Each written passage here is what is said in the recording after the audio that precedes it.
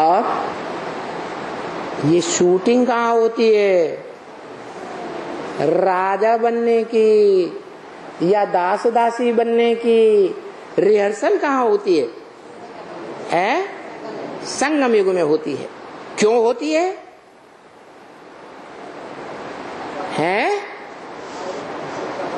कारण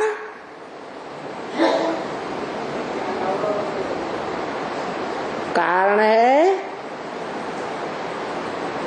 कि बाबा ने बता दिया, एक से ज्ञान सुनना चाहिए, अनेकों से ज्ञान सुना तो विविचारी ज्ञान हो जाएगा।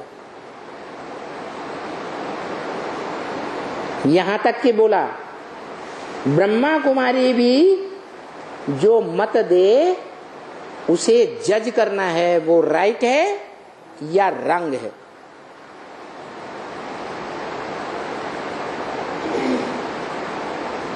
ब्रह्मा कुमारियां भी बोला है उनके लिए, कोई राजा कुमारी बनेगी, कोई प्रजा कुमारी बनेगी। मुरली में ही बोला ना, तो ब्रह्मा कुमारियों का भगत बन जाना चाहिए, बन जाना चाहिए, नहीं बनना चाहिए। ब्रह्मा कुमारियां भी तो देहधारी है या निराकारी भगवान हो गई है, शिवलिंग बन गई, देहधारी है ना। देहधारियों की मत पर चलते चलते 2500 वर्ष हमने क्या अंजाम देखा, क्या रिजल्ट आया?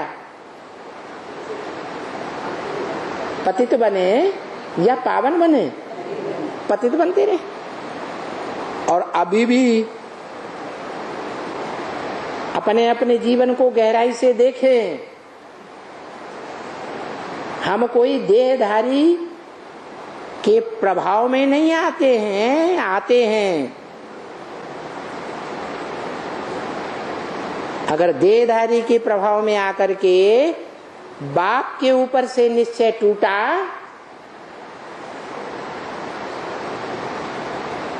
अनिश्चय बुद्धि बने, तो इसका मतलब जिस आत्मा की बात सुनकर के बाप के ऊपर से निश्चय टूटने लगा या बाप की बेअदबी करने लगे, तो क्या अंजाम होगा? किसकी प्रजा बन गए हैं? अरे जिसकी बात सुनकर हम बाप को भूल गए, बाप के ऊपर अनिश्चय बुद्धि बन गए, हम उसकी प्रजा बन गए, प्रभावित हो गए। प्रभावित माना प्रजा।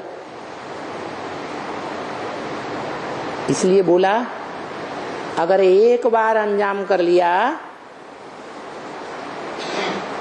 समाज के सामने भी अंजाम कर लिया, वो तो सेवा फील्ड में जाते हैं, जो अंजाम करते ही है हमें भगवान बाप मिल गया। गवर्नमेंट के सामने भी अंजाम कर लिया,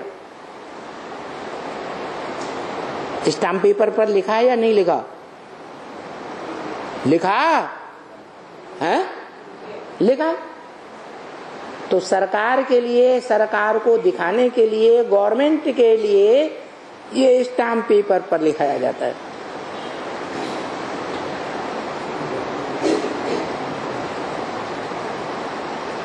इतना अंजाम करने के बावजूद फिर बाप को पहचानने के बाद भी अनिश्चय आता है। तो जैसे कि बाप का बच्चा मर गया या जिंदा रहा? मर गया। ऐसे बहुत होता है। आज बाप के घर में मनुष्य आत्मा जाकर के जन्म लेती है, 9 दिन की भट्ठी में पक करके। जैसे हद की दुनिया में 9 महीने पेट में पकते हैं, फिर प्रत्यक्षता रूपी जन्म लेते हैं, ऐसे ही हम बाप के घर में स्पेशल जाकर के, बाप के बच्चे बने। और फिर जैसे आज बोला, कोई 5 साल के बाद, कोई 10 साल के बाद, कोई 2 साल के बाद, कोई 1 साल के बाद, कोई 6 महीने के बाद अनिश्चय बुद्धि बन जाते हैं। बाप के घर में आना जाना ही छोड़ देते। इसलिए बाप कहते हैं कि कोई बच्चे का कनेक्शन अगर 2 महीने तक नहीं रहता है बाप के साथ, बाप की मुरली नहीं सुनता है, बाप के ब्राह्मणों के संगठन में नहीं आता है, तो जो आत्माओं का बाप रूहानी बाप है, वो रूहानी बाप ज्योति बिंदु है। उनके शरीर का नाम नहीं है। तो क्या करते हैं? वो रूप धारण करने के लिए सारी दुनिया रूप पर फिदा होती है कि नहीं है? तो शिव बाबा भी सारी दुनिया के लिए माशूक बनकर आता है। तो जो माशूक है सारी दुनिया का, वो सबसे जास्ती रूपवान होगा या कम रूपवान होगा? है सबसे जास्ती रूपवान होकर इस सृष्टि पर प्रत्यक्ष होता है। गुप्त रहता है वो बात अलग, लेकिन जब प्रत्यक्ष होता है तो बोला है जो इन आंखों से देखे उसके मुख से क्या निकले, कि वो रूप, वो सारी दुनिया का माशूक इस सृष्टि पर प्रत्यक्ष हो गया। जैसे बच्चा गर्भ में होता है तो प्रत्यक्ष नहीं होता है। अभी वो बेहद का बाप ज्ञान गर्भ में गुप्त है या प्रत्यक्ष आ गया है? गुप्त है। इसीलिए आज बच्चों को निश्चय होता है और कल अनिश्चय पैदा होने लगते हैं। बच्चा जब पैदा होता है दुनिया में तो जो देखेगा सब कहेंगे ना बच्चा आया, कि नहीं कहेंगे? जो आंखों से देखेंगे, जो कानों से उआ उआ की आवाज सुनेंगे तो क्या कहेंगे? इस घर में बच्चा आया। तो ऐसे ही वो जो दुनिया का सबसे बड़ा रूपवान है शिव बाप, वो किसमें आकर के प्रत्यक्ष होता है? अरे उसको शरीर चाहिए या नहीं चाहिए? कोई न कोई मुकर्रर रथ है जिस रथ के द्वारा वो संसार में धर्म पिताओं से भी जास्ती रूपवान बन करके प्रत्यक्ष होता है। रूपवान धर्म पिताएं भी होते हैं जब सात्विक स्टेज में डायरेक्ट परम धाम से आते हैं। उनके चित्र, उनके फोटो देख करके कोई भी पहचान सकता है। महात्मा बुद्ध के चेहरे को ध्यान से देखो, क्राइस्ट के चेहरे को ध्यान से देखो, गुरु नानक के चेहरे को ध्यान से देखो। उनकी आंखों से रूहानियत का रूप टपकता है या नहीं? दिखाई देता है? दिखाई देता है। तो वो तो हद के धर्म पिताएं, हद की आत्माएं हैं। लेकिन जो परम पिता है वो तो बेहद आत्माओं का बाप है। और बेहद आत्माओं का बाप जब इतना ऊंचा है तो ऊंचते ऊंच में आएगा या नंबरवार किसी नीच में आएगा? है ऊंचते ऊंच में आएगा। सतयुग में 9 नारायण होते हैं, उन 9 नारायणों में सबसे ऊंचे कौन? कोई है? कौन है? संगमयुगी नारायण। तो जो संगमयुगी नारायण नर से नारायण बनता है, उसमें वो आकर के प्रत्यक्ष होता है। क्यों, क्या, कैसे, ये शब्द किसके हैं? निश्चय बुद्धि के हैं या अनिश्चय बुद्धि के हैं? अनिश्चय बुद्धि के हैं। हमें तो बाबा ने ड्रामा बता दिया। क्या क्या बता दिया? कि इस 5000 वर्ष के ड्रामा के चक्र के अंदर सभी आत्माओं को परिवर्तन होना है। आज नहीं तो कल जरूर परिवर्तन होना है।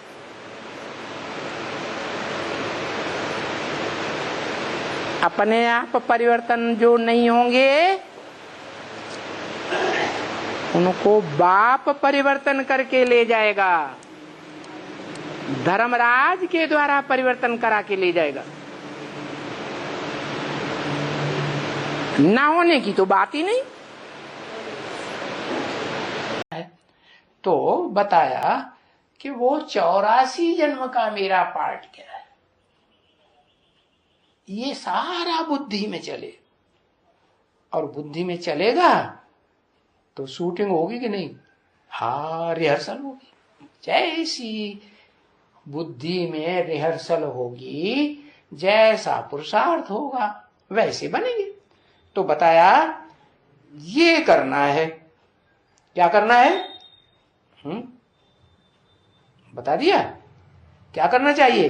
पहले ध्यान देना चाहिए बाप के दिए हुए, सुप्रीम सोल बाप के दिए हुए वर्षे पर। और वो वर्षा किस लिए? जो इस मनुष्य सृष्टि का साकार बाप है, उसको पहचानने का वर्षा। तो देखना है कि हमने वो पहचानने में लंबा टाइम तो नहीं लगा दिया है।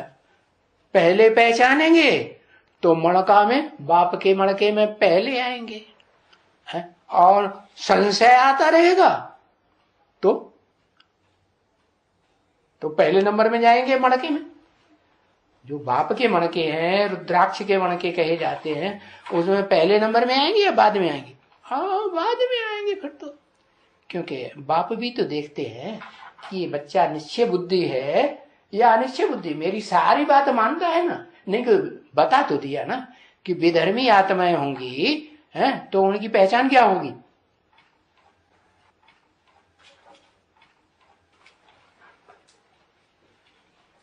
है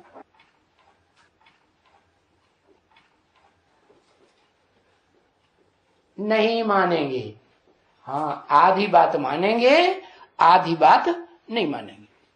माने सारी बातें अगर मानते हैं तो कहेंगे देवी देवता सनातन धर्म के पक्के। 100% बात मानने के पुरुषार्थ में रहें, जब तक पुरुषार्थी जीवन है तो क्या कहेंगे? अव्वल नंबर में आ सकते। वो याद करें।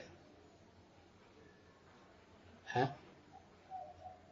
अच्छा, धर्म पिताओं की होगी कि नहीं? धर्म पिताएं तो जन्म जन्मांतर निराकार को ही मानते आए, वो तो साकार को मानते ही नहीं। तो उनकी ऐसी स्थिति बनेगी कि निराकार को सीधे सीधे याद करें, अपने को आत्मा निराकार समझें, बनेगी? अरे उनकी भी नहीं बनेगी। क्या? हाँ, मेहनत करें कभी भी नहीं हो सकेगा। क्योंकि होंगी कर्मातीत अवस्था तब जब के लड़ाई का मैदान बनेगा, तब कर्मातीत अवस्था। तो उस मैदान के समय में, युद्ध के समय में ऐसी स्टेज पहले से ही प्रैक्टिस करके बनाई हुई हो कि मैं ज्योति बिंदु आत्मा हूं,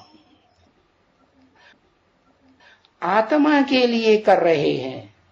ऐसी प्रैक्टिस करें कर्मों की।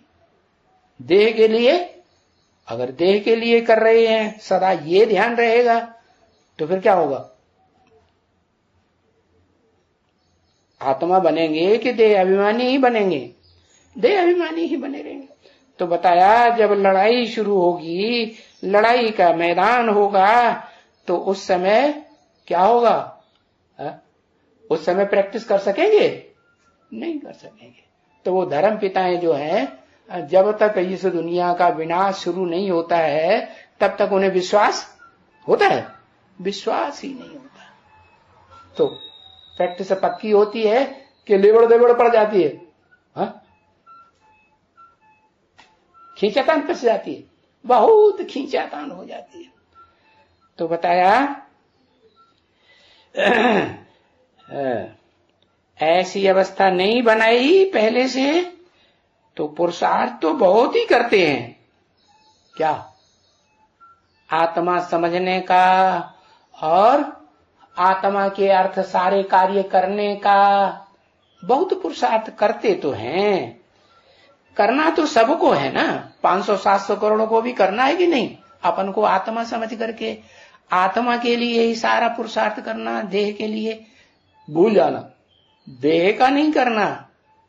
देह के बारे में बुद्धि में न रहे कि देह के लिए हम परवरिश करते रहे, वो नहीं। आत्मा की लौ लग जाए। क्या स्टाम्प पेपर में लिख दिया तो सरेंडर हो गया? यज्ञ के आदि में खून से लिखते थे तो सरेंडर हो गए? नहीं, सरेंडर कहा जाता है सर अंडर। ये जो मन बुद्धि है वो आपके अंडर में है, आप जैसे चलाएं वैसे ये मन बुद्धि चलेगी, उसको कहते हैं सरेंडर।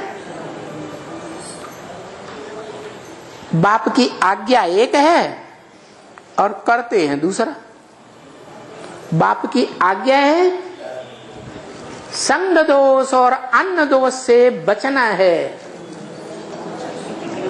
गिराने वाले कौन से दोष हैं? संग दोष, अन्न दोष, और वो बचने का पुरुषार्थ करते ही नहीं। ब्रह्मा को फॉलो करते ही नहीं। जैसे ब्रह्मा ने अपने 2 बड़े बच्चे थे मात्र, उन्होंने शादी करने की जिद की तो उनको घर से बाहर निकाल दिया। घर में रखेंगे तो अन्न दोष लगेगा कि नहीं है? बहू के हाथों का खाना पड़ेगा कि नहीं है? खाना पड़ेगा, अन्न दोष लगेगा। और एक ही घर में रहेंगे तो वातावरण विकारी बनेगा या निर्विकारी बनेगा? तो संग दोष लगेगा या नहीं लगेगा? तो दोनों दोष लग गए।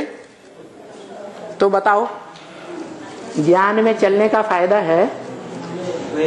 राजयोग सीखने का फायदा है? संग दोष भी घर में लगा लिया, अन्न दोष भी लगा लिया, और बाबा के क्लास में आकर बैठते रहे, तो संकल्प कहां जाएंगे? जिसके संग रहेंगे वहां संकल्प जाएंगे क्लास में या नहीं जाएंगे?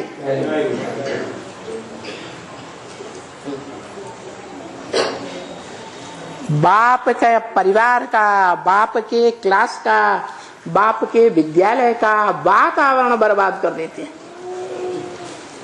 इससे तो अच्छा घर में बैठे हैं वो अच्छा, या चालू रखे वो अच्छा? घर में बैठे हैं वो फिर भी अच्छा। कम से कम ब्राह्मण परिवार की आंखों में धूल तो नहीं झोंकेंगे, दुनिया की आंखों में धूल तो नहीं झोंकेंगे। घर में बैठेंगे तो धूल झोंकेंगे? नहीं समझे?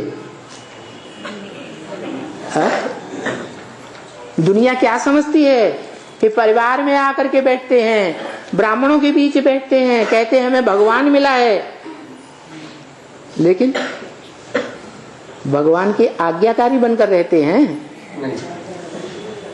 वफादार बनकर रहते हैं, ईमानदार सी पुरुषार्थ करते हैं, फरमान को मानते हैं, नहीं मानते। तो बताया कि 16,000 की लिस्ट में आने से तो अपने को दुनिया को दिखाने के लिए 16,000 की लिस्ट में आ गए, स्टाम्प पेपर पर साइन कर दिए, खून से लिख दिया, कोई वैल्यू नहीं।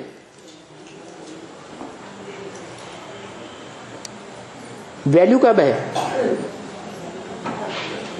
जब मन को, बुद्धि को अंदर में कर दे। वो तो किया ही नहीं, तो सरेंडर नहीं है। सरेंडर न होने वाले वो तो 16,000 की लिस्ट में आ ही नहीं सकते। बाकी ऐसे नहीं है कि बाहर की दुनिया में रह करके पुरुषार्थ करते हैं तो नॉन सरेंडर है। बहुत सी गीता पाठशालाओं वाले हैं, सच्चे होकर चलते हैं, आज्ञाकारी, वफादार, फरमान बरदार होकर रहते हैं, तो वो सरेंडर नहीं है या नहीं है? और जो 16,000 की लिस्ट में आने का दम भरते हैं, दुनिया को दिखाते हैं, ब्राह्मण परिवार को दिखा दिया, हमने कागज पे लिख दिया, स्टाम्प पेपर पे लिख दिया, सरेंडर हो गए, और अंदर से बाहर की दुनिया में बुद्धि जाती रहती है, तो सरेंडर है? तन से तो है दिखाने के लिए सरेंडर, लेकिन मन बुद्धि रूपी आत्मा कहाँ रहती है? बाहर की दुनिया में रहती है, गंदी दुनिया में। तो संग का रंग कहाँ का लगेगा? बाहर की दुनिया का, गंदी दुनिया का लगेगा। तो सरेंडर वो है ही नहीं। इसलिए बोला कि 16,000 की लिस्ट में तो आने से अच्छा है क्या? बाहर की दुनिया में रह करके अपना पुरुषार्थ करें। क्या दुनिया की नजरों में धूल नहीं झोंके, ब्राह्मण परिवार की नजरों में धूल नहीं झोंके, कम से कम साहूकार तो बन जाएंगे। बाहर की दुनिया में रह करके स्थूल धन कमाएंगे, ईश्वरीय सेवा में अर्पण करेंगे, तो बड़े साहूकार बन सकते हैं या नहीं बन सकते हैं? बड़े साहूकार तो बन जाएंगे। बाकी राज परिवार में आकर के राजा बनने की क्वालिटी राजयोग सीख करके नहीं धारण कर सकते, क्योंकि उसके लिए तो संग का रंग चाहिए और अन्न पवित्र हाथों का बना हुआ चाहिए। कैसे पवित्र हाथ? ये पवित्र हाथ भी इन हाथों से भी बना हुआ, और बुद्ध रूपी हाथ भी कैसे हों? एक बाप की सेवा में लगे हुए, तन से भी बाप की सेवा में लगे हुए। क्या? और जो कमाई करते हैं, गीता पाठी ब्राह्मण बन करके, गीता का ज्ञान सुना करके, उस कमाई के आधार पर भी एक बाप की कमाई करें, किसी दूसरे के लिए कमाई न करें। तन भी अर्पण, धन भी अर्पण, और मन के संकल्प भी ईश्वरीय सेवा में अर्पण। किसी देहधारी की सेवा में अर्पण न करें, विदेही की सेवा में अर्पण करें। वि माने विपरीत, देह माने देह, शरीर। शरीर के विपरीत जो बन गया है, आत्मिक स्थिति में स्थित रहने वाला, उसकी सेवा में लगे। तो ऐसी आत्माओं को कहा जाएगा राजयोग सीखने वाले राजयोगी। वो राज सिखाने वाला एक ही है। क्या? एक के सिवाय इस दुनिया में कोई भी राजयोग नहीं सिखा सकता। भोगी बना देंगे। क्या बना देंगे? भोगी बना देंगे, योगी नहीं बना सकते। जैसे सूर्य कलाओं से परे होता है ना, ऐसे कलातीत बन जाते हैं। तो संगम युग में बनते हो, ऐसे नहीं हर युग के लिए बन जाएंगे। बाकी हाँ, ऐसे नहीं है कि सतयुग में, त्रेता में, चारों युगों में कोई शिव बाबा नहीं होगा। शिव बाबा होगा, लेकिन बाबा कहा ही जाता है साकार और निराकार का मेल। तो निराकार आत्मा जो संपन्न बनी और साकार शरीरधारी, तो दोनों का मेल शिव बाबा जिसे कहते हैं वो इस सृष्टि रूपी रंगमंच पर सदाकाल रहता है, लेकिन कोई उसे पहचान नहीं सकता। क्योंकि जैसे सभी आत्माएं नीचे गिरती जाती हैं, कलाएं कम होती जाती हैं, वैसे वो आत्मा भी नीचे गिरती जाती है। बाकी हाँ ये जरूर है कि और आत्माएं तीव्र गति से नीचे गिरती हैं, और वो उसकी गति जो है सबसे कम धीमी गति होती है याद से। तो यहां जो जितनी याद की प्रैक्टिस करेंगे तो उनकी आत्मा में ये शक्ति भर जाएगी। क्या 84 जन्म के लिए कितनी शक्ति भर जाएगी कि धीमी गति से नीचे उतरेंगे। बाकी नीचे तो उतर नहीं है, क्योंकि देहधारी बनते हैं, है? क्या बनते हैं? देहधारी। कैसी आत्मा है? भोक्ता या अभोक्ता? भोगी आत्मा है ना। भले सतयुग में त्रेता में देव आत्माएं होती हैं, वो भी भोगी होती है। ऐसे नहीं कि स्वर्ग में देवताएं भोगी नहीं होते हैं, हाँ कम भोगी होते हैं। आधा कल्प में 8 कलाएं कम होती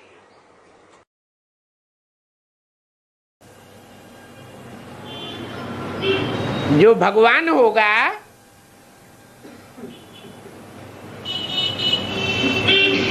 उसको तो सब पहचानेंगे, कितना ही गुप्त पाठधारी क्यों न हो, सारी दुनिया उसको पहचान लेगी।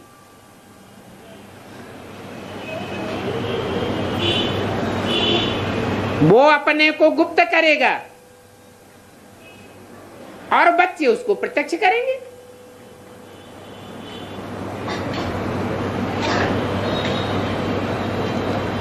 फिर भगवान तो ऊंचते ऊंच निराकार है,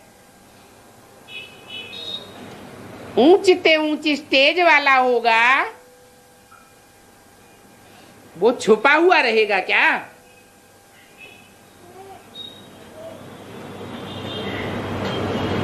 ऊंचते ऊंच निराकारी स्टेज निर्विकारी स्टेज है, निरहंकारी स्टेज है, वो छुप नहीं सकती। जैसे 100 बगुलों के बीच में एक हंस साफ दिखाई पड़ेगा, वो छुप नहीं सकता। वो ऊंचते ऊंच निराकार बाप ही पतित पावन है।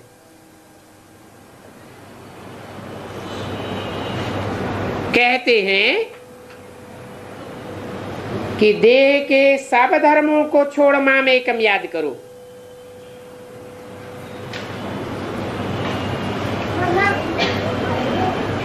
देह को भूल जाओ,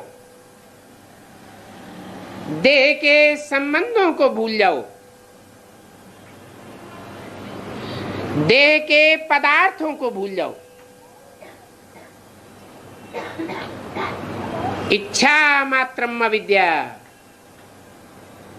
पाना था सो पा लिया। तो ऐसी पढ़ाई पढ़ाने वाला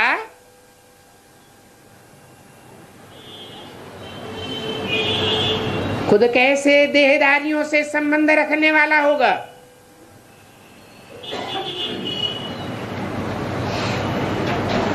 इसमें डरने की कोई बात नहीं है।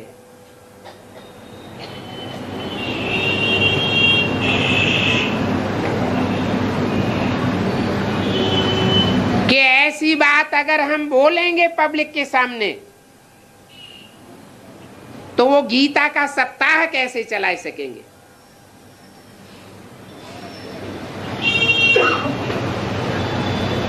बाबा लिखते नहीं,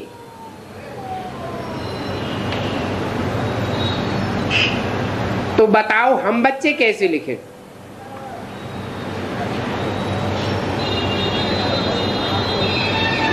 अरे इसमें डरने की तो कोई बात ही नहीं है।